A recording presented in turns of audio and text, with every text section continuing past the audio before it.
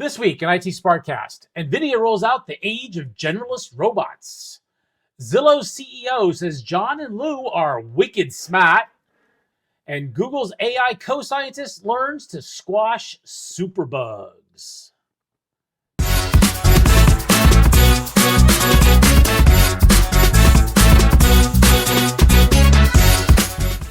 Greetings and welcome to IT SPARC Cast. I'm your host, John Barger. And I'm your host, Lou Schmidt. Let's get going and see what's going on out there, John. It's Friday, March 21st. IT SPARC Cast is a digest of the IT news over the last week with insights, opinions, and a little sarcasm from two experts, each with over 20 years of experience working in IT or for IT vendors. And now, the news bites. Well, let me kick this thing off by saying we have an AI-heavy agenda today, which shouldn't be a surprise because it's starting to get really wacky. And this is the fun one. This one comes to us via TechCrunch. And TechCrunch wrote an article this week basically saying, no one knows what the hell an AI agent is. We don't know what an AI agent is. And this is original to them. So kudos for you folks for sticking your head up on this one. So Silicon Valley is full of bullish predictions on AI agents. OpenAI CEO Sam Altman said, agents will join the workforce, right? Well, what does that mean? Microsoft CEO Satya Nadella is saying they will replace certain knowledge work. Well, we're seeing some of that. Salesforce CEO Mark Benioff said Salesforce goal is to be the #1 provider digital labor in the world. So, but what does that mean? The main takeaway, according to TechCrunch, the main takeaway is that there's no single definition for what an AI agent is. So let me get a little bit into this more because we think we have the answer to this. We're going to give you something you're going to really like here. To TechCrunch, it means a function you can assign a task to. Go find out what my average bandwidth usage is or something like that. We think of software agents as concierge services. So this is not for TechCrunch. John and I think of them as concierge services for data, right? The problem is right now in our field, our IT field, we are far too used to letting somebody else define our requirements. That's my takeaway from this. If you want, in the show notes, you'll find a link to this article. You know, this week OpenAI published a blog post on defining agents as automated systems that independently accomplish tasks on behalf of users. Well, okay, what does that mean? Does it mean I have to ask it? Does it mean it triggers? So right now you're talking about, there's a whole bunch of TechCrunch stuff that talks about it. I'm going to reduce this down to one concept for you for the chaos. You ready for this, John? Yep. Marketing. Marketing is the chaos here. All right. The marketing folks have absolutely no idea what this thing is, right? Because the geeks can't describe it either. So I'm going to put us back together here, buddy. I'm going to go ahead and put this out there right now. We're going to put the stake down in the ground. SPARC Cast said AI agents are what you think is an AI agent. Yeah, that's fair. And, you know, I honestly feel that the OpenAI blog is the closest to the way I look at what an agent is, but it's pretty broad, right? So just reading that again, it's an automated system that can independently accomplish tasks on behalf of users. That's really broad. But if you think about it compared to what we have traditionally thought of on these LLMs, where you ask it a question or you ask it to generate text or images, that's not really accomplishing a task, generating an image, generating text, but actually actively going out and doing something, doing research and coming back with a paper with sightings and things like that. That's the bare minimum of it. I'm waiting for, and I've been saying this for a while, that agentic AI is what I'm really looking for. I'm looking for mundane tasks that get taken care of. And I'll tell you, the one that, I'm a little bit out of the corporate world now, but in the corporate world, the thing that I want more than anything else is, you remember those meetings that we used to have to go to where there were 25, 30 people in them, where, and let's say 5 or 10 of them were director or above who had calendars that looked like Jenga or Tetris.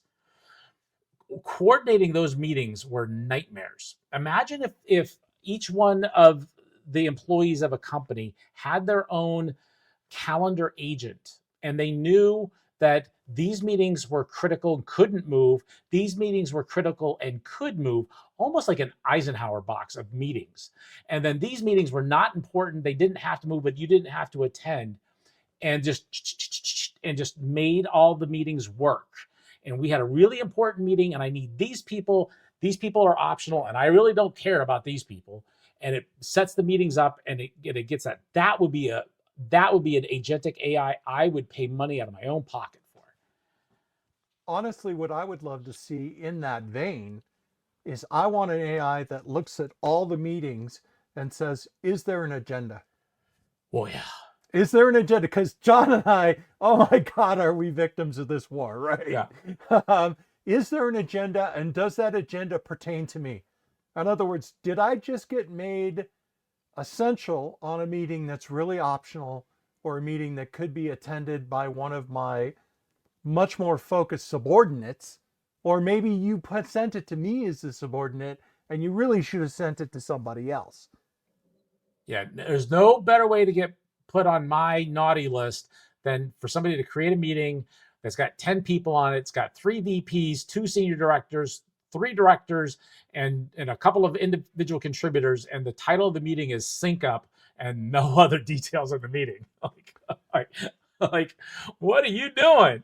So, and let's look at the flip side of this. Now that we're giving you free business ideas here, guys, Go build this. Go build this. Go build this for us, assuming we ever do corporate again, which we probably won't. But the other thing I would like to see in an agentic AI is an AI that tells me who should be in the meetings, right? Because half the time, if you're kicking off a project, I did a lot of stuff in consulting engineering. Consulting engineering is like out there. You're looking at problems, so customer mentioned, hey, this would be great. And you're like, okay, I need to get marketing, engineering, product marketing, and some of the other TME-like resources onto the same page. Oh yeah, and the software engineers. Is this even feasible at all, right? And then you spend the next 3 hours trying to figure out who these people are. You're going to hear a lot about agents. It's going to be amorphous as heck, because if you want to consider about agents, people are agents, and we all do different stuff. So what I think we're looking for is something that I can hand a task and it will complete the task to my satisfaction and give me back an answer and solve a problem. But we got more AI stuff to talk about. And this, in my opinion, is a key foundational piece that's going to figure into what is an agent, but is going to have a much bigger impact potentially on the world. John, you want to take us down that road? Yeah, we all know that NVIDIA is obviously one of the leaders in AI right now, the leader in chip manufacturing for AI. And at their GTC 2025 conference, they just announced the Isaac GR00T N1 Foundation model, which is their model for humanoid robotics. And as we said, their CEO mentioned that this is the age of generalist robotics. And that's what's here now. So this is what they're talking about. We've seen, Tesla and what they're doing with their robotics. We've seen Boston Dynamics and what they're working on. But those are all up to now have been experiments and science, well, what can we do? Can we make them jump? Can we push them with a broom and not make them fall over and so forth? Now what we're talking about doing is taking humanoid robots and giving them tasks. So they have 2 systems. System 1 acts as a fast thinking action model. And what that means is that it's akin to human reflexes and it has real-time motor actions and it's supposed to be able to get things done quickly. So think about move something from this point to this point. But system 2 acts a little bit more with thought. It's a slow thinking model that allows the robot to perceive its environment, interpret instructions, and plan deliberate actions. So it actually uses AI to actually think and plan out its thoughts. So maybe that is pathfinding and in real time changing the path that it is going. Maybe it is puzzle solving in the nature of I have to actually accomplish a task, and I don't know how to accomplish that task, but based on the tools available to me, I can fabricate something, or I can get through the appropriate path. So this actually sounds really interesting. And again, this is the very start. This is something that isn't available yet. The API is available, the tools are available, and people can start prototyping now.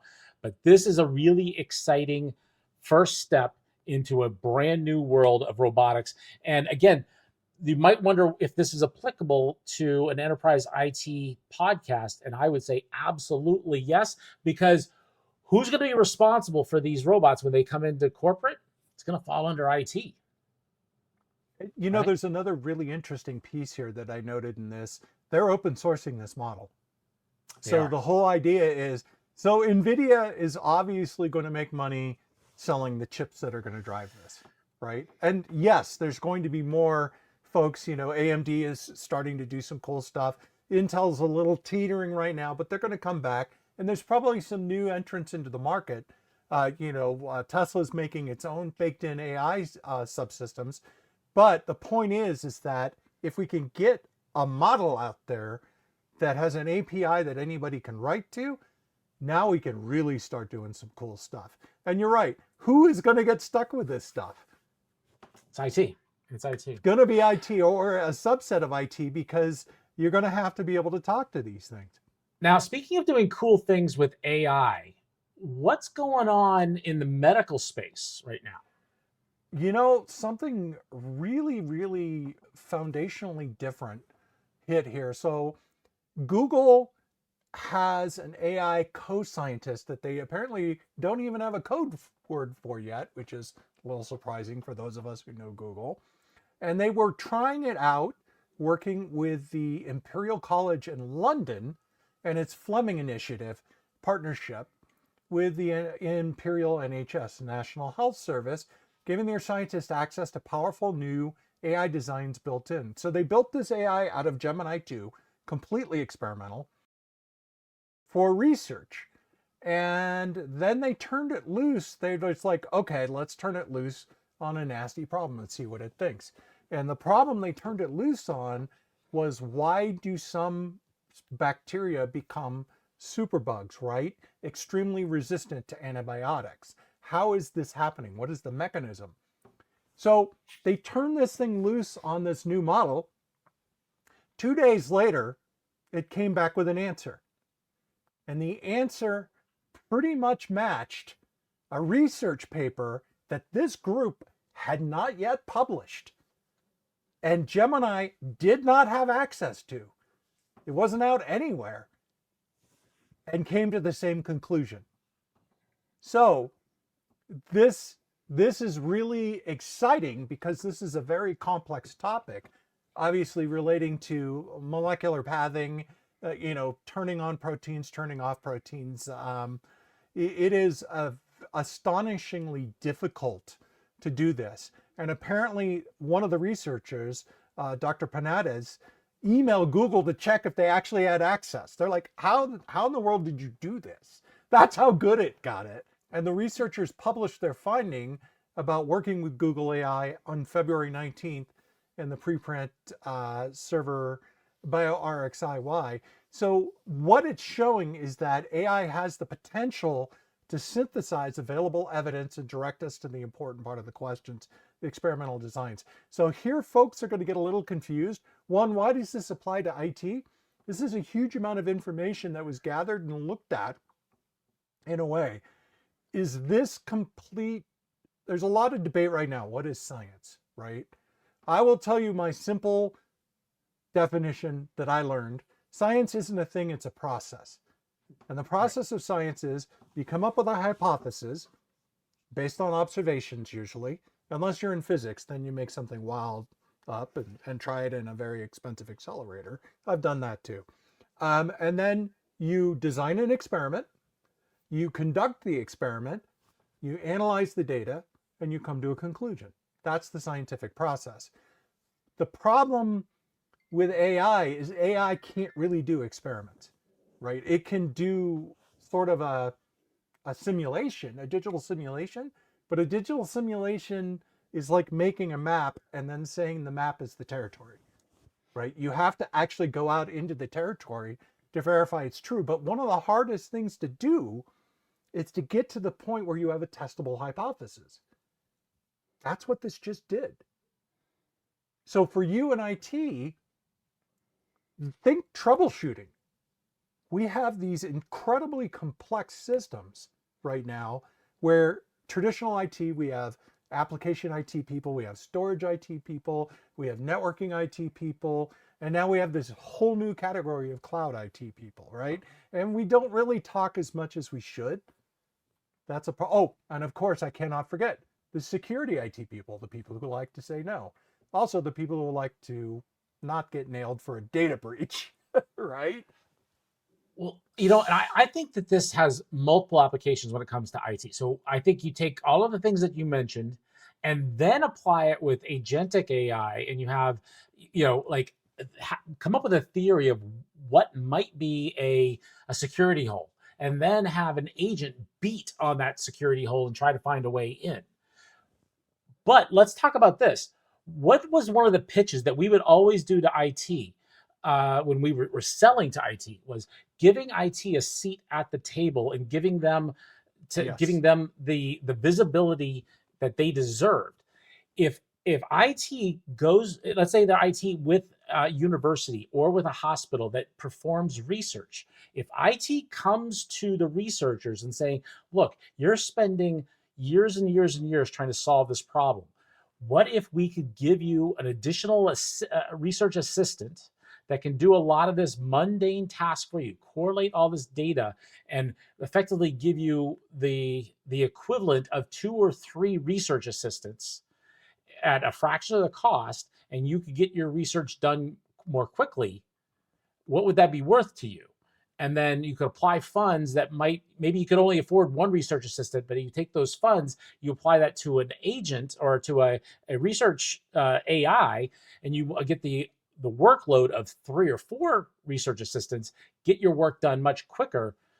That makes you as the IT admin, the superhero. You come in and you save the day, and may be literally save lives. The thing is that this AI, this agentic, all of these research assistants, all of this new stuff that's coming along, going to land on your desk. So you are going to be involved with this stuff. So you really, really need to pay attention to what the applications are developing as, because John's right. This is your seat at the table. Yep. And your power is going to come in being able to say yes instead of being able to say no. So try to figure out how to say yes with this stuff without your company going down in flames. And John, speaking of things we were right about. Right. So those of you that have been following us for a while know that we have another series called the IT SPARC Cast Deep Dive, where we've been making the argument that remote work can succeed, and the success of remote work falls on the combination of IT doing its job to provide the tools and the leadership to make sure that remote work has what it needs, but then middle management needs to do its job and manage its people appropriately. And that you can't manage remote workers the same way that you've been managing on-site workers all along. And that we have said people like Andy Jassy at Amazon and folks at JP Morgan and Walmart who are doing these 5-day return to office mandates are wrong and been taking them on directly. Well, it turns out that Zillow's CEO is saying the same thing that we are, and that remote work can succeed and is succeeding for them. And as a quote, has been fantastic for us. So according to entrepreneur.com, Zillow went remote first during the pandemic, as many of us did. And their CEO, Jeremy Waxman, told Entrepreneur that they had seen 4 times the number of job applicants after going remote first, and that the company was better able to retain employees. They have 6,800 employees, and as of the most recent financial results, and everyone can work remotely. So that's great. So all 6,800 employees have the option to work remotely. And again, what Lou and I keep saying is it should be an option. If you live near an office and you want to go into the office, because maybe your only option for working from home is to sit on the couch or at the kitchen table. Maybe that's not comfortable for you, or maybe you want to have a face-to-face meeting. You should have that option, but it should be the option as opposed to a mandated 5 day a week in the office. But they've been doing this for 5 years. They have employees across all 50 states. And again, they're seeing an increase in the number of job applicants by 4x. And they attribute that to the fact that their competition are either at a hybrid or a mandated work from the office. And that's a competitive advantage.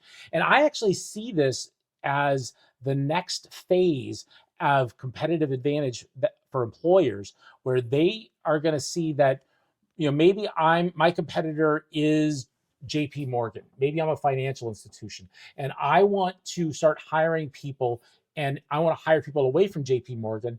I'm going to start advertising us as a remote first employer. And then I can start hiring the best and the brightest from JP Morgan. And that gives me that competitive advantage as an employer. I think that's something. There's two things that really stand out in this one to me. One is that the CEO, Mr. Waxman, of Zillow is 48. Yeah. So this could be a bit of a generational thing. But the other thing that I thought was really interesting is remote work has been a key retention tool. Right. Their turnover is much less than other companies who are doing similar things. 100%. That anybody who's ever been a manager, director, or VP knows how expensive it is to replace a person. Yeah. I mean, last time I checked, John, and I don't remember what numbers they handed you, it's $100,000 to replace a person. Oh yeah. Yeah, and I mean, it depends on their level, their seniority and such. It can be higher or lower than that, but that's about right. Yes. So now it's time for the CVE of the week. The CVE of the week is our weekly segment where we pick a common vulnerability and exposure entry, and we let you know all about it and how to mitigate it ASAP. Lou, this one sounds pretty nasty. Oh, I don't know if I can go to my full oh my, but oh my. This one is no bueno, right? Although I can't think of anything that's going to reach our attention that's not going to be like, oh, here's a great vulnerability, you don't care, right? I'm not going to talk about it unless it sucks. So let me tell you what this thing is. This came to us via Security Week, and it's a somewhat unique one, and I chose to highlight it for a specific reason. So critical AMI BMC vulnerability exposes servers to disruption and takeover. Right, so let me explain what I just said.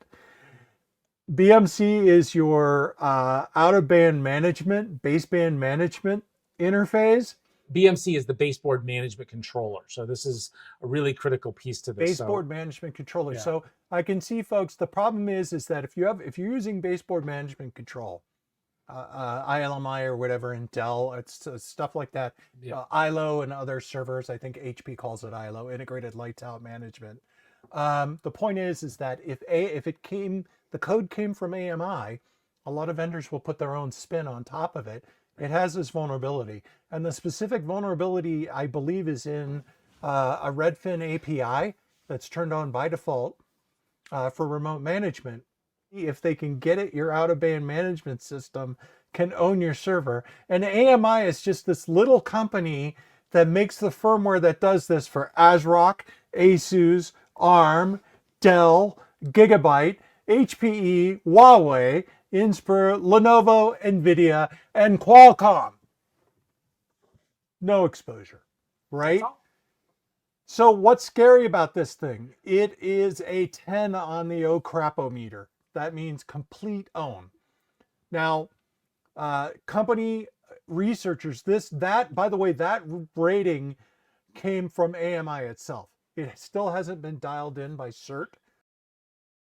And this was exposed by a company called Eclipsium that was analyzing AMI BMC security for years.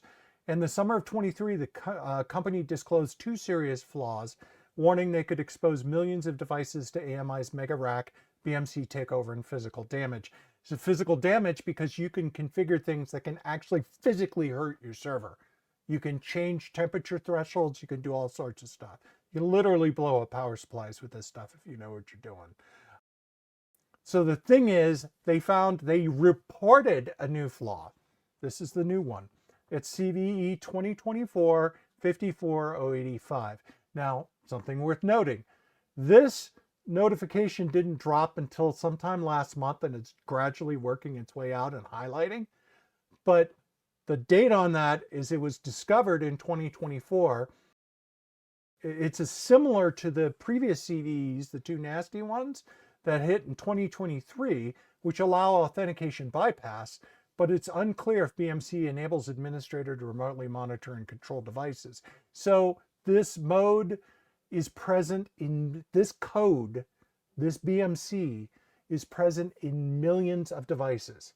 It's in your network probably. Okay, and it is probably it has all been confirmed that HPE, Asus, ASRock, Lenovo, AMI, and HPE appear. So they're vulnerable. They appear to have published advisories to inform customers about patches and mitigation. The result of an incomplete patch or an entirely new security hole. So they're still under investigation on this thing.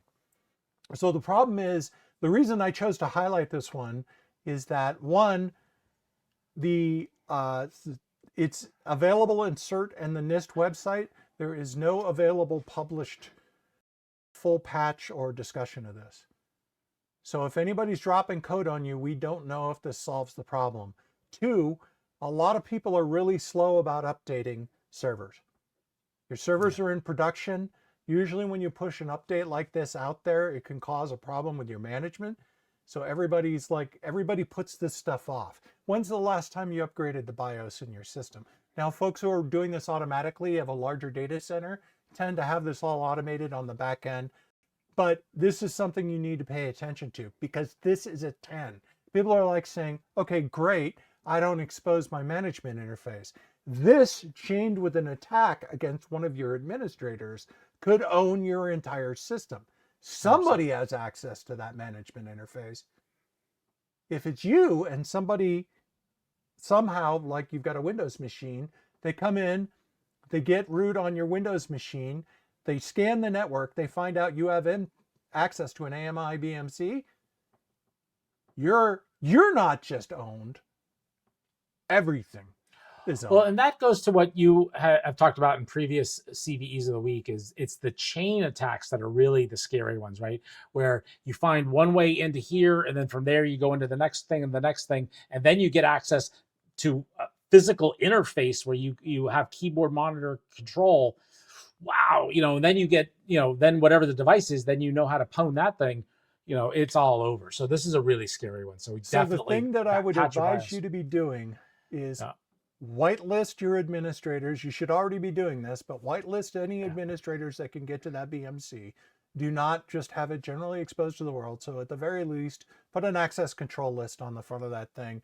Also be looking at predictive traffic as far as sniffing your network and looking for patterns, because if you start seeing a massive amount of BMC traffic changing, a pattern shift, you've got a big problem. If this thing goes, as I said, you have the ability, BMCs have the ability to flash firmware, BIOS. That means somebody could take, and most of these BMCs, these baseboard controllers, they can do virtual USB. So you can have a virtual USB key or file in your computer, have it present to the server in question as if it was plugged in, and do an upgrade. Oh, do you think that somebody could Trojan a bad BIOS into it that you can't ever get out of that server? Yeah, please pay attention to this one. This is a tough one. Like I say, lock it down. Make sure all your admin machines are tight. Antivirus, patched up lately. Stay right on top of your BMC patching, because that is not at the top of your agenda. I almost guarantee it. You're more worried about somebody breaching your firewall. And it's a good worry to have, right? But you need to be paying attention to your servers as well. 100%. And one of the things that we pay attention to is the feedback that we get from you. And so we love to read your feedback, and sometimes we like to share it back to all of you. 4G1VN on YouTube said, I've got some great Meraki Wi-Fi 7 APs for you, and a winky face. Said Wi-Fi 7 doesn't require 6 gigahertz per the official Alliance specs, and that's totally bogus. So a couple of episodes ago, 2 weeks ago, we mentioned that Unify had released their low-end Wi-Fi 7 access points without 6 gigahertz radios, and we thought that that was a disservice to its customer base.